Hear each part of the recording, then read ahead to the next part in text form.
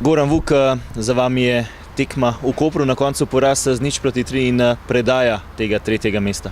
Ja, žal smo doživeli ta poraz v odločilni tekmi za tretje mesto. Predali smo prednost nasprotni ekipi Kopru, oni so to izkoristili, odigrali boljšo tekmo od nas in nas prehiteli na tej lestvici, ampak sezona še ni končana, že v soboto nas čaka nova tekma.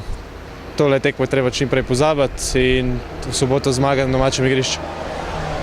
Ali bo morda zdaj lažje, glede na to, da ste na 4. mestu, točko za Koprom, vemo, vedno je lažje loviti kot obdržati? Ja, res je, ampak vsaka tekma je zelo težka, vsako tekmo treba odigrati 100% in noben nasprotnik ni lahek. Tudi Triglav je v odlični formi in mislim, da bo kot vsaka tekma do zdaj težka. Ni dolgo, odkar ste nazadnje igrali s Triglavom, bilo je 0:0 v Kranju. Kranjčani bodo sedaj malce utrujeni po vseh teh pokalnih tekmah.